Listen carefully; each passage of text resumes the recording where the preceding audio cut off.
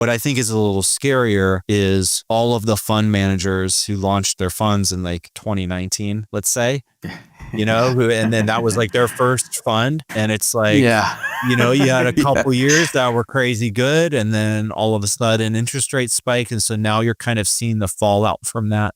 Where okay, this new breed of fund managers who was responsible and who wasn't. And sometimes, they'll launch their fund with the best of intentions, but because they don't have that track record or that deep experience, that ends in a not very good result for them, or unfortunately for their investors. So I do think, and I think it's important to talk about that, because I think for LPs, for investors, for the passive investors, right, they need to understand that obligation to themselves to do due diligence, not only on the funds, but also on the fund manager. In fact, I think that's the most important due diligence you need to do as a passive investor, is the people that you're investing with, their track record. Yep. Could not agree more with Andy. It's like the old saying, bet on the jockey, not the horse. You need to figure out who's quarterbacking the deal. That is your number one responsibility as an investor. Sure, you should focus on the deal a little bit and make sure that it makes sense, but consider this: a great sponsor, someone who's been doing this for a long time, will not pick a bad deal. They have the knowledge, the expertise, the intuition to not chase bad deals. You pick the right sponsor from the get-go,